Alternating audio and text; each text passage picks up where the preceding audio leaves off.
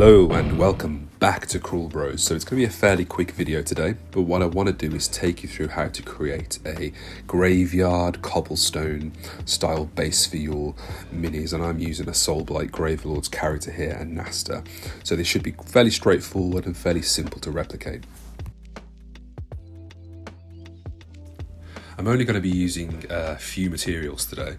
So I have this sort of bushy lichen type moss, some tree foliage, which is like a sponge sort of texture, some air dry clay, which I have printed a cobblestone pattern on, but you can do this by hand. It's fairly easy to replicate that cobblestone pattern. Some wood glue or some PVA, which is essentially the same thing, and the secret ingredient, sawdust. So this stuff is absolutely perfect for a myriad of different things, but I'm going to be using it to create a really realistic soil texture.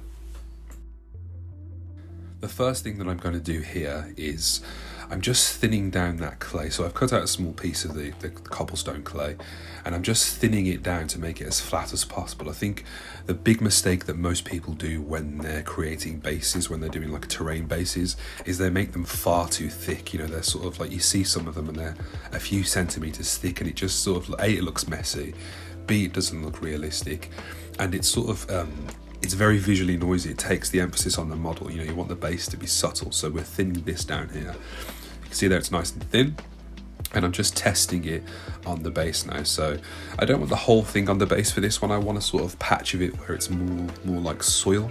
If you wanted to, you could cover the whole base in cobblestone, but I'm just having a small section there that looks more sort of like it's in soil, and then I'm just testing the figure on the actual cobblestone to make sure it's even. You know, you don't want this to be lopsided or too thick.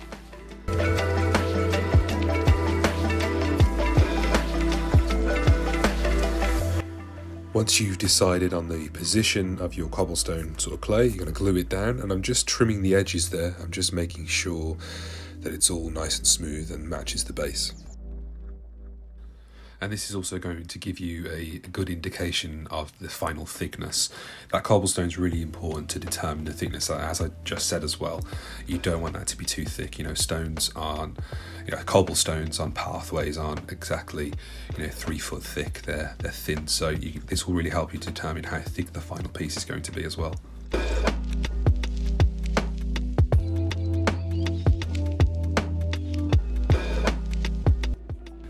Moving on to the painting phase, you'll see the colours there that I'm going to be using. So I'm using blues here, not blacks as the base coats. I think a lot of people make the mistake of when they're painting rocks or stones, they go for black and then they just do a standard sort of white dry brush over them. But what it does is it actually creates a really dull looking rock. It doesn't make it look very visually interesting. And when you look at sort of cobblestones and just rocks in general, they aren't black with a white dry brush over them. They're actually, sort of shades of blue and brown. So this is going to create a much more realistic looking cobblestone. And if you wanted to take this sort of painting one step further, if you wanted to be super hyper detailed, then you would be dry brushing in the direction that the light is going to hit the stones. So, just from one side, sort of like I am there, but you'd be doing that in a very, very exaggerated way so that it looks like the sunlight or the moonlight or whatever is coming from one direction on those stones.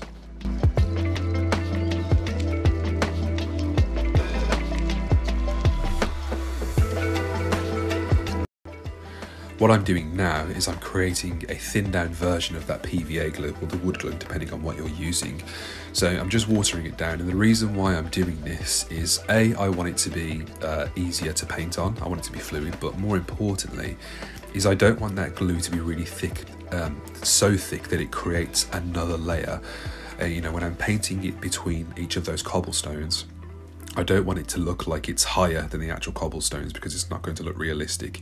This is a cobblestone that's been trampled on over the years and the rain has soaked in, so it should all be sort of look like it's squashed in. You shouldn't have soil that's sticking up further than the actual cobblestones themselves. And now we're using the secret ingredient, sawdust. So I'm literally just sticking it in the sawdust there, shaking off the excess, and then just patting it down gently as well to just make sure it's all squashed in. And we're going to do this a couple of times as well, because we want to build up just a little layer, especially there where the cobblestone ends.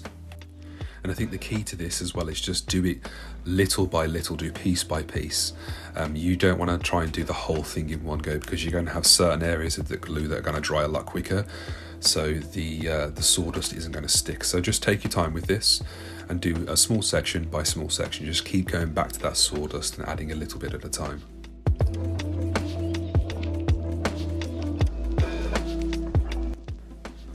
And I'm just adding extra layers there, so the glue is still wet, which is fine. You know, you want that sort of sawdust to clump around, because that's what soil does. It's not sort of perfectly uniform.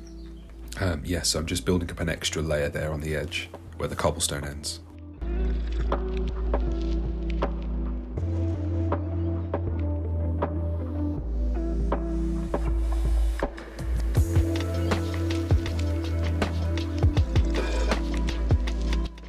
And while that glue is still wet, just squash it in, just pat it in with your finger to just make it look like those cobblestones are really embedded in the soil. But you can see there as well that because we haven't made that clay texture ridiculously thick, it's thin, it's kept the base thin. So now that the sawdust soil is dry, we're going to move on to painting it. So I'm just using washes here, standard Citadel washes, but you could mix thin down acrylics or oils, you know, anything, if you didn't want to use the Citadel paints. And I'm just going in with a couple of different shades of brown to just make it look darker. You know, soil isn't a natural sawdust colour, but what's good about using the sawdust is it just absorbs those washes really, really well. And because sawdust contains, you know, various different types of wood as well, each of those woods absorbs the paint, the washes, in a different way. So you get these really clever sort of little subtle variations in tones as well. I'm just adding a little bit of the wash here to the edges of the cobblestone. So you've got to remember that obviously the cobblestone closest to the soil, so the edges, they're going to absorb all the moisture and all of the dirt. The very top of the cobblestone, that's going to be trodden on and trampled on over the years, so that's going to remain much more fresh than the edges that are touching the actual soil. So be very, very subtle when you're adding the wash of the cobblestones. We don't want it absolutely everywhere on them.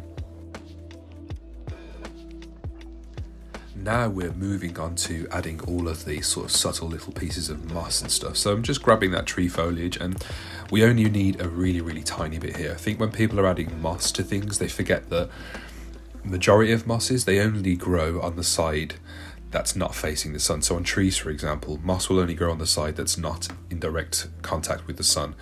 I think people make the mistake of covering bases or terrain, the entire thing, with moss without considering actually how it grows. So I'm only adding the moss and the sort of the lichen to the one side here.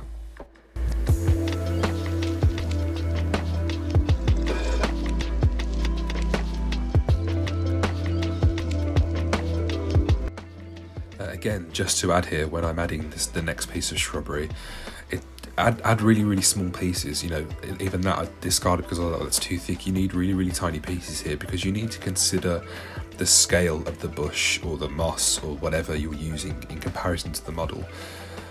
It's one of those things people forget. They just add huge chunks of plants and mosses to bases, which drowns out the actual figure, because you've got a piece of moss that's bigger than the actual model's legs. So try and get, you know, really, really small on this as well. Consider scale when you're putting all of these little extra foliage on. And that's pretty much the finished piece. I mean, you can go wild here. You can add all sorts of different flowers and plants. You know, if you go full graveyard, you can add tombstones to it. Just remember that you don't want that base to take away from the model. You want it to be subtle.